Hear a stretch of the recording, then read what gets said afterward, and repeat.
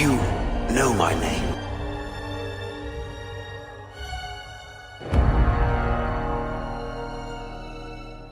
This is the full story of the Stone Prison of DLC, Part 2, with Shale's origin and the quest of Golem's memories. When we arrive at the end of the Void with Shale and our party, we are greeted by Cardin and some unique dialogue.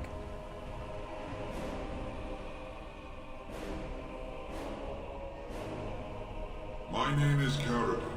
Once, longer ago than I care to think, I was a paragon to the dwarves of Orzammar. Cardin, the Paragon Smith. Alive? Ah, there is a voice I recognize. Shale of the House of Kadash. Step forward. You know my name. Is it you that forged me then? Is it you that gave me my name? Have you forgotten then? Ah, it has been so long. I made you into the Golem you are now, Shale. But before that you were a dwarf, just as I was. The finest warrior to serve King Valtor, and the only woman to volunteer. The only woman? A dwarf? I laid you on the anvil of the Void, here in this very room, and put you into the form you now possess. The anvil of the Void. That is what we seek. If you seek the anvil, then you must care about my story, or be doomed to relive it. Well, so you want something. Everybody does. But I'll hear you out, Cardin. I do. I live to ensure that the anvil was never used again. Now it never shall be. It allowed me to forge a man of steel or stone, as flexible and clever as any soldier. As an army, they were invincible, but I told no one the cost. No mere smith, however skilled, has the power to create life. To make my golems live, I had to take their lives from elsewhere. A dire shortcut. Was it worth it? It's important to note that he is a little bit non-descriptive as how horrible a I had Golem only is. intended to use volunteers, but he was not satisfied, and soon a river of blood flowed out of this place. Finally, it was too much. I refused, and so Valtor had me put on the anvil next. So, do you want revenge? Not revenge. The blow of the hammer opened my eyes. My apprentices knew enough to make me as I am, but not enough to fashion a control rod. I retained my mind. You were amongst the most loyal, Shale. You remained at my side throughout, and at the end, I sent you away out of mercy. I do not remember. We have remained entombed here ever since, and I have sought a way to destroy the anvil. Alas, I cannot do it myself. No golem can touch it. No! The anvil is mine! No one will take it from me! Shale, you fought to destroy the anvil once. Do not allow it to fall into unthinking hands again! You speak of things I do not remember. You say we fought. Did you use our control rods to command us to do so? I destroyed the rods. Perhaps my apprentices eventually learned to replace the rods. I do not know. But if so, then all they need is the anvil to make all the slaves they need. You, please, help me destroy the anvil. Do not let it enslave more souls than it already has. Well, you are a paragon. I'll help you if you support a new king. Don't listen! He's been trapped here for 1,000 years, stewing in his own madness. Help me claim the anvil, and you will have an army like you've never seen! Bronca, you mad, bleeding nugtail! Does this thing mean so much to you that you can't even see what you've lost to get it? Look around. Is this what our empire should look like? A crumbling tunnel filled with dark spawn spume, the anvil will let us take back our glory. The anvil enslaves innocence. It must be destroyed. So it fights with Cardin? Good. That seems right. Thank you, stranger. Now, it's important to note here, if we don't side with Cardin and we have Shale in our party, Shale will turn on us and we'll be forced to kill him, which obviously fails the quest, and everything in this video is rendered mute. So, if for some reason you want the anvil, be sure to not bring Shale with you at all during the Anvil of the Void quest line. But we just learned a lot here. We learned Shale's, well, part of Shale's origin story. We know that Shale was a female dwarf who signed up during the first Blight to become a Golem, which makes Shale one of the oldest party members in all of Dragon Age, as she has been alive since before the first Blight. Now, after we defeat Bronca, we can approach a Cardin again. Because of my invention. I wish no mention of it had made it into history. Yeah, you ain't kidding. Stupid woman. Always knew the anvil would kill her. How is it that the woman was not able to disable me as she did you, Cardin? I do not know. Have you been altered? I once had a pathetic little mage of a master. He did something to me, experimented on me, and then I killed him, and it rendered me paralyzed. Perhaps he was bringing forth old memories, and caused you to remember the time when you fought at my side. The paralysis you speak of always resulted when the Master perished. As for your free will, you were always a strong woman, Shale. I am pleased to see you remain such. I don't know what to say. Thank you. Do not thank me. All of this is my doing, my legacy. But at least it ends here. I thank you for standing with me, stranger. The anvil waits there for you to shatter it. It was good to meet you, Paragon. I intend to ensure that your warnings about the golems are heard by the Circle of Magi. But where will you go? You don't mean to... I do. I live to ensure that the anvil was never used again. Now it never shall be.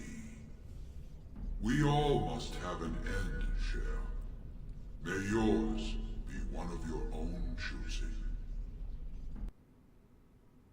Now, and with that, we go to destroy the anvil, and we finish the quest of Paragon of her kind. However, there's something important to note here. What Cardin was describing with the paralysis was more so why Shale was paralyzed. He said that because Wilhelm died, and Wilhelm was the owner of the control rod, Shale went into a deep stasis until someone else picked up the control rod. He was not really certain as to why Shale killed his master, or if he did. He mainly just described a theory which, honestly, in my opinion, did not make much sense. So, what I said in my previous video about Kitty, I believe still holds true here. Returning to the Anvil of the Void and talking to Shale after the quest is done... Is that who I once was? I find this difficult to believe.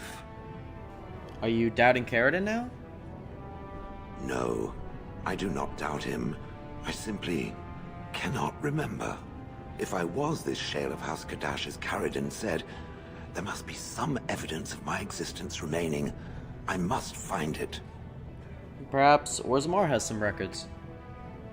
There is another way. What Cardin said, it has allowed me to remember one thing. I believe I know where Kadash Taig is. Well, we can go there if you like. Its offer is appreciated. I will mark the location on its map. If we can journey there soon, I am most curious as to what we will find. Now, this starts up Shale's personal quest. If we brought her to meet Cardin, if we didn't bring her, or even sided against Cardin, we have to talk with Shale back at the party camp after the whole quest of the Anvil of the Void is completed. Now, we need to pass 2 persuasion checks to lie if we don't want to take a massive loss of approval. My understanding is that it encountered the smith named Cardin. He who was responsible for the creation of the golems, that he had become a golem himself. What I do not know is what became of him. Why did he not return with it? I would have many questions for him. I don't know what happened to him, Shale. Truly? He just disappeared? Then what of the Anvil of the Void? Has it been recovered? There was no anvil that I found, Shale. So no Cardin, and no Anvil of the Void, and no answers to be found. Ah, well. Tell me, did it find out anything from Cardin? Anything at all about how I might have been made? The anvil used living souls to make golems. Meaning that I was once a living creature? That seems highly unlikely, and more than a little insulting. Is it certain? I'm not trying to insult you, Shale. Was I forced into this? Or simply glad to abandon a frail body? And more importantly, who was I? I simply must know. I cannot help but believe that answers lie elsewhere in the deep roads. We must look. Anywhere specific? Yes, no, I don't know. If it can search the deep roads, I may remember something. If not, then I will have to wait.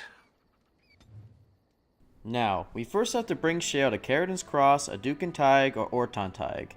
And then when we first arrive, Shale will confront us and give us additional information. This place is familiar. Did you come here with Wilhelm? No, this is something earlier. There is a place, a cavern that is not far from here. I know where it is. I remember. Its offer is appreciated. I will mark the location on its map. If we can journey there soon, I am most curious as to what we will find. Now, no matter which option we choose, we will arrive at Kadashtaig, where we'll have to fight a large amount of Darkspawn once again, just like everywhere else that we've been fighting in the Deep Road so far. It's a little bit tedious, but however, the fights are not too hard, and you should be well prepared for Darkspawn by this point in the game, which is at least a benefit.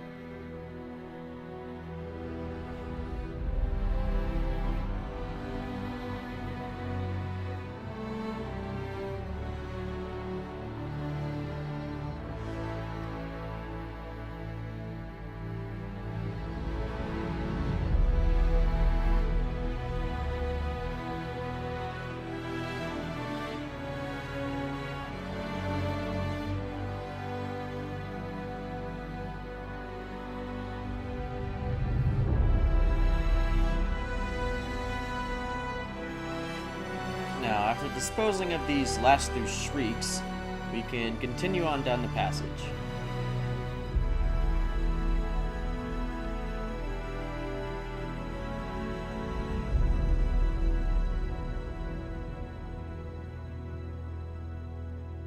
Where we will pop onto a cutscene with Shale. This is it. Kadashtaig. How do you know that, Shale? I do not know. It is an odd thing to experience. These ruins are always overrun by vermin. There may be something noteworthy further in, however. And Shale is not kidding about the whole vermin scenario. Was this the home once? Did I live here? It's very likely, given what we know about the ancient taigs of the dwarves, they were noble houses. I'm skipping ahead because the fight before was not that interesting. However, the fight here is a bit more complicated. There's a Herlock emissary among with other Darkspawn, and it's important to kill him first, as he has many powerful spells like Crushing Prism and Death Cloud. He's also scripted to retreat towards the bridge if you get too physically close to him, which is why it's important to stun him with Crushing Prism or something like Cone of Cold, and then focusing most of your attacks on him first. Once he's dealt with, the rest of the fight is relatively easy.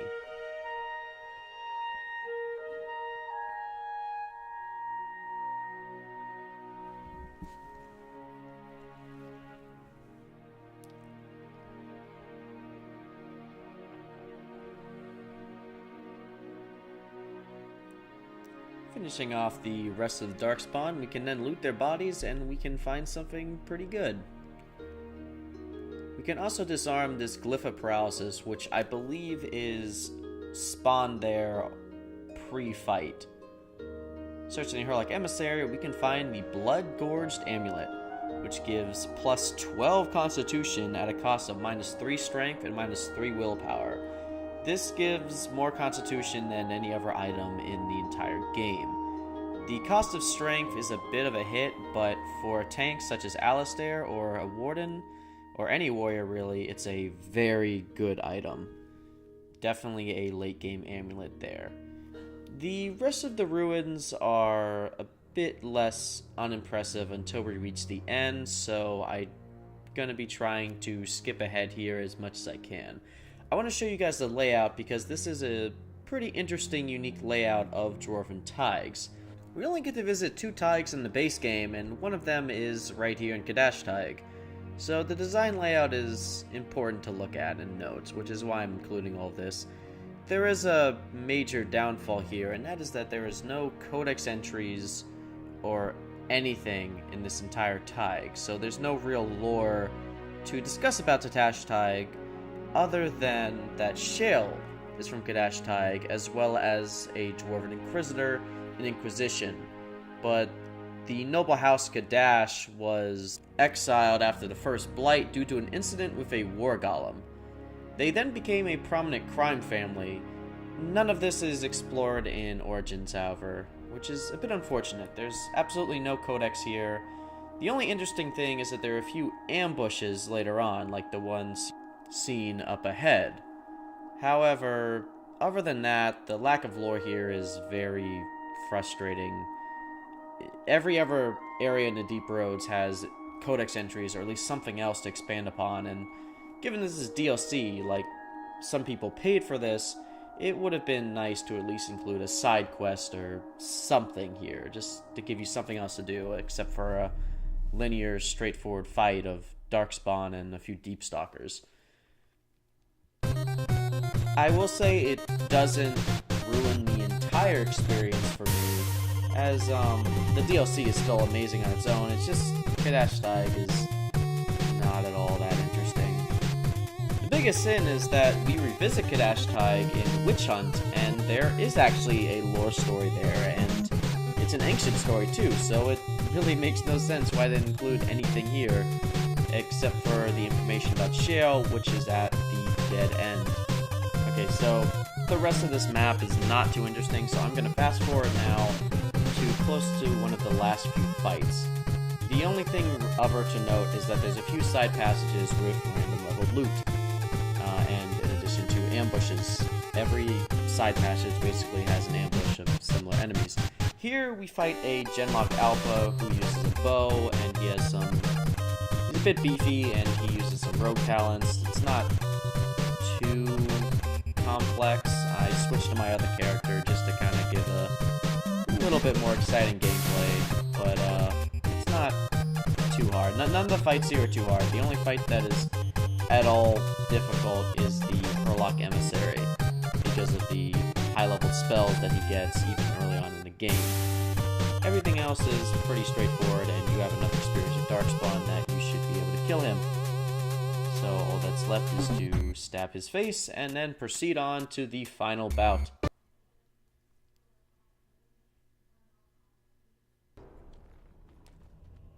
So, approaching crossing the bridges, we hear a strange noise. And we see a massive dwarven statue up ahead as well,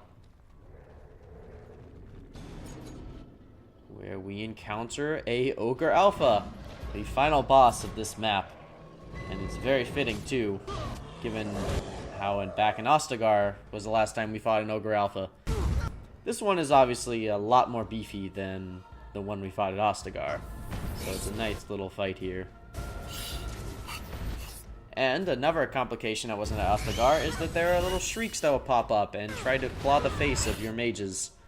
So make sure to have something to peel them off of the mages, because having mages is crucial to this ogre fight, because ogres are a bit weak to magic, and given the amount of beefiness these motherfuckers have, it's really good to have.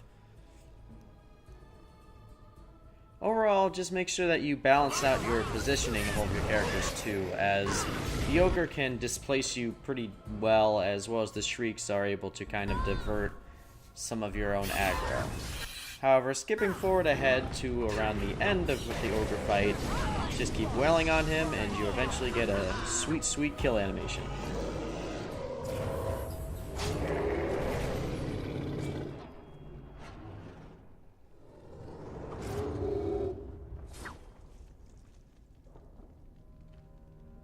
Always satisfying to kill those big lugs.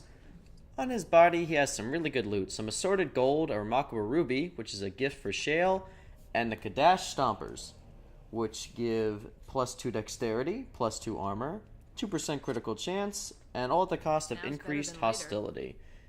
Overall, it's a pretty good pair of boots for any rogue. There's also some strange crystal clusters, which should give you some high-level armor for Shale, so make sure that you collect as many of those as you can. On the chest before the exit, there's some leveled loot and the Dead Tig Shanker. This dagger gives +5 cunning, 0.5 armor pen, +6 attack, and an increased chance to interrupt spellcasting. This is the second best dagger in the game, only beat out by the Rose Thorn in the Orzammar markets. The +5 cunning is the only dagger that gives this, and the cunning is imperative for late game rogue damage, so give it to your favorite DPS rogue in a party. Now, approaching that big statue... What is this? This I remember.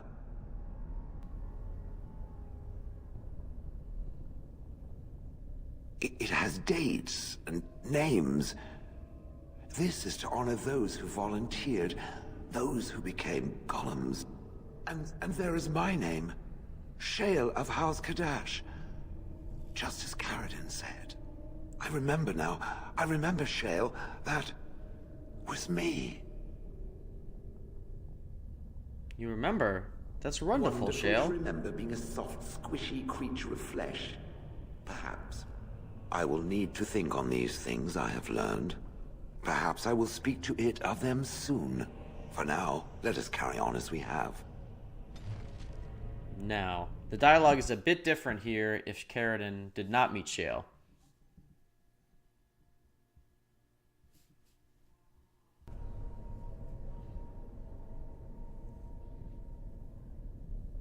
It has dates and names. This is to honor those who volunteered, those who became golems. And there is my name. Shale of House Kadash. I recognize it. I was not created as I am now. I was once a creature of living flesh, a dwarf and a woman. This is a revelation.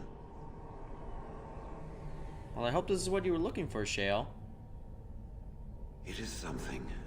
It is an answer, though still I wish I had been able to speak with Cardin. I will need to think on these things I have learned. Perhaps I will speak to it of them soon. For now, let us carry on as we have. Completing this quest gives about +20 approval for Shale, and some experience as well, as long as all the DLC items that we have covered in this walkthrough. Thank you all so very much for watching. This concludes part 2 of 3 of the entire Stone Prisoner DLC. We have now know Shale's entire origin, and now we can go into the character, both gameplay-wise, because her gameplay is much more unique than the other companions, and her personality as well in part 3, so please take a look out for that. It should be around next week, but I honestly have never done a character analysis before, so I have no idea how long these will be. So I thank you all for your patience, comments, and see you all next time. Thank you all so much for watching.